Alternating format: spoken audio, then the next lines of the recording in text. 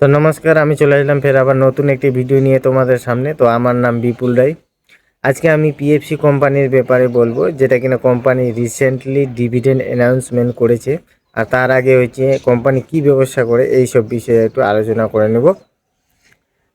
তো চলো ভিডিওটা শুরু করা যাক। তো আমি চলে আসলাম হচ্ছে কোম্পানির অফিসিয়াল ওয়েবসাইটে।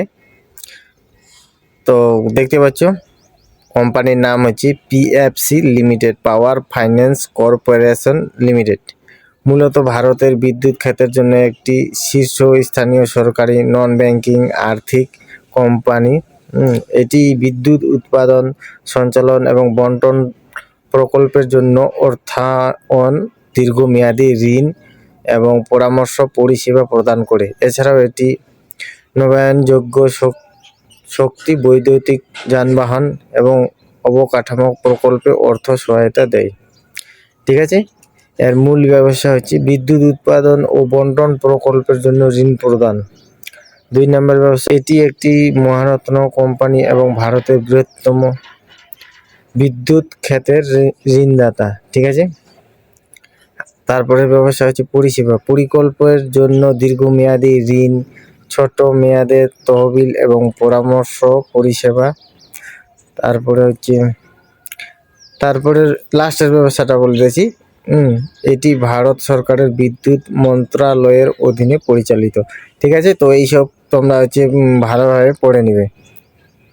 আর হ্যাঁ, এটা আরেকটা কথা তোমাদেরকে আমি বলে দিতে চাই যে কোনো স্টক হচ্ছে বাই করার আগে কিন্তু অবশ্যই তোমরা ভালোভাবে জেনে নিবে। ঠিক আছে, কারণ কারো কোথায় কোনো স্টক বাই করতে নেই, কারণ এখানে হচ্ছে স্টক মার্কেট। এটা যে কোনো সময় যে কোনো কিছু হয়ে যেতে পারে।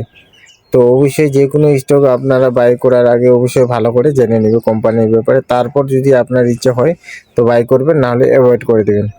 তো এবার দেখে নেব আমরা হচ্ছে কোম্পানি কত টাকা পার শেয়ার ডিভিডেন্ড অ্যানাউন্সমেন্ট করেছে আর এক্স ডেট কবে রেখেছে।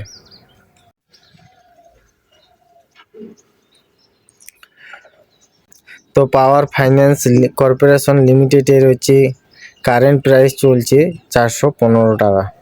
ঠিক আছে, পার শেয়ার। আর এর একটু মার্কেট ক্যাপটা বলে দেই, 1,36,773 crore এর হচ্ছে মার্কেট ক্যাপ, মানে লার্জ ক্যাপ কোম্পানি আর কি। তো এবার হচ্ছে আমরা দেখে নিব যে কোম্পানি কত টাকা পার শেয়ার ডিভিডেন্ড অ্যানাউন্সমেন্ট করেছে আর এক্সডেট কবে রেখেছে।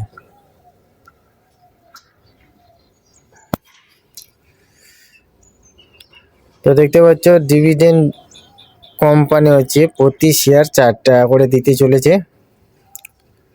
আর হচ্ছে এর রেকর্ড ডেট রেখেছে হচ্ছে 20 ফেব্রুয়ারি,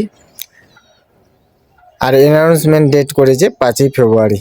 ঠিক আছে, তো আপনারা যদি কেউ এই স্টকটা নিতে চান তো অবশ্যই কিন্তু ভালোভাবে তোমরা যাচাই করে নেবে। তারপরে হচ্ছে কেনার ইচ্ছে হলে কিনবে, আর না হলে কিন্তু অ্যাভয়েড করতে পারো। তো ঠিক আছে, আবার দেখা হবে নতুন একটি ভিডিওতে। আর এরকম যদি আপনারা রোজ দিন ইনফরমেশন পেতে চান তাহলে আমার চ্যানেলটাকে সাবস্ক্রাইব করে রাখতে পারেন।